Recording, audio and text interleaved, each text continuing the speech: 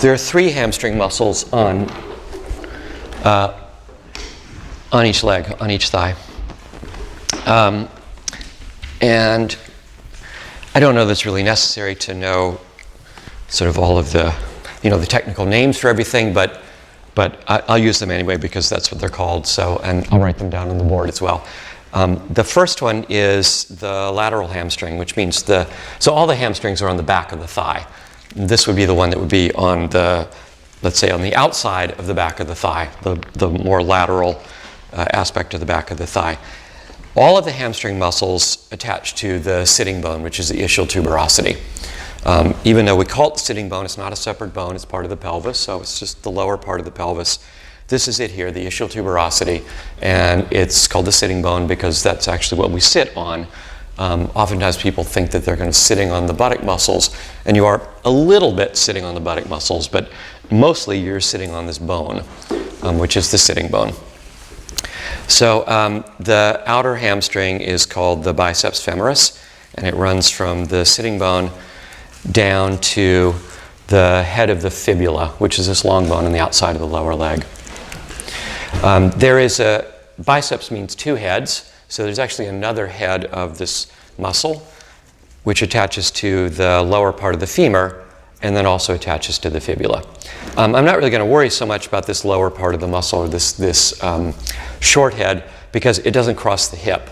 And mostly what we'll be looking at is problems with the upper tendon, which would have to do with kind of the part of the muscle that crosses the hip.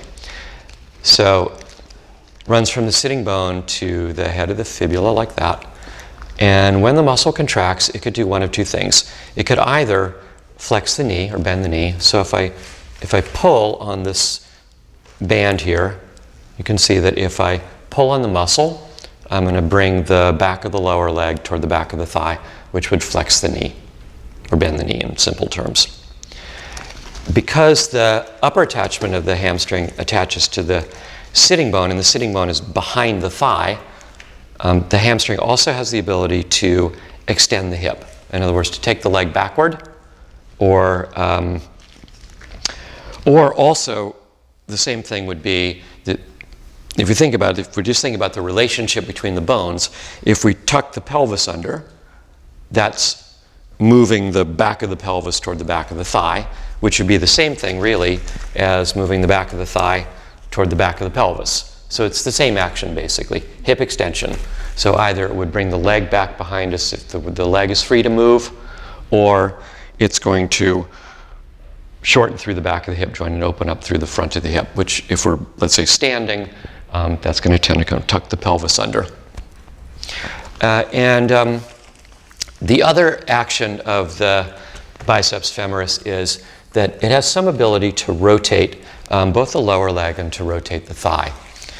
And we'll come back to that later. That sometimes can be sort of helpful information, and first of all in just kind of figuring out what's going on for yourself, but then also in modifying poses. So I'll explain that a little bit.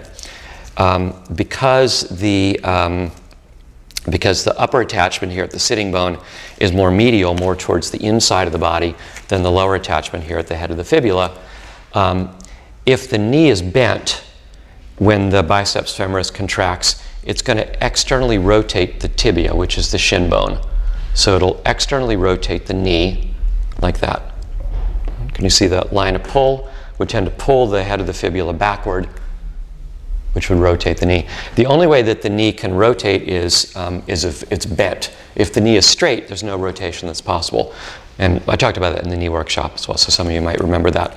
So if the knee is straight, you're not going to be able to rotate the lower leg relative to the thigh, but you could externally rotate the hip.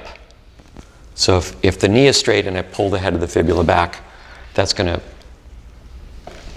externally rotate the hip. All of the hamstring muscles flex the knee and they extend the hip. So all 3 of them would do the same thing. The biceps femoris would be the only one that would either externally rotate the lower leg or that would externally rotate the thigh, because the other 2 hamstring muscles are on the inner or the medial part of the thigh, medial part of the back of the thigh. So they run from the sitting bone, from the ischial tuberosity, and they attach to the upper tibia, to the inner upper tibia. One of them is called the semitendinosus, and one of them is called the semimembranosus. And I'll write those down on the board, but you have the illustration there as well. So similar to the lateral one, to the biceps femoris, when they contract, they would flex the knee. So if I pull on this band, you'll see it'll bring the lower leg up toward the back of the thigh. Oops. Like that.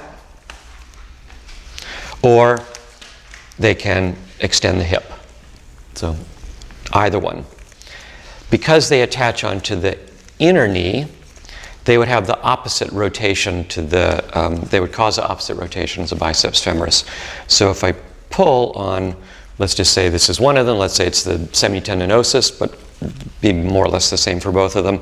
If I pull on this, it's going to tend to rotate the inner tibia backward, which would internally rotate the lower leg at the knee, like that. And again, if the knee is straight, if I pull on it, it's going to tend to internally rotate the thigh. Okay, let's just look at what happens when you stretch your hamstrings. So if we flip this guy over, we'll pretend this guy is doing Supta Padangusthasana. So let's say if we take the biceps femoris as an example, remember it runs from the sitting bone to the head of the fibula here. There we go. And you can see that because the hamstring muscle extends the hip and flexes the knee. So if I keep the knee straight and I flex the hip, so in other words, extend the knee and flex the hip, you see that that muscle is getting stretched. As I pull the leg up, the muscle is getting stretched. Because I'm stretching it across both the knee joint and the hip joint, you could think of it as. And if I bend the knee a little bit, can you see that that takes some of the tension off the you see now the band is kind of, a little bit floppy. If I straighten the knee, you can see that now the band is tighter. I put more tension on the muscle. And this is something, obviously, we all know that if you bend the knee, that you're going to reduce some of the stretch of the hamstring, which is why you're going to be able to bring your leg in closer towards your chest if your knee is bent. And if you pull your knee in towards your chest and you try to straighten your knee, what you'll see is that the thigh is going to move out away from you, because you're going to hit that point where you don't have any more give in the hamstring muscle, and as you straighten the knee, the thigh will move out away from you.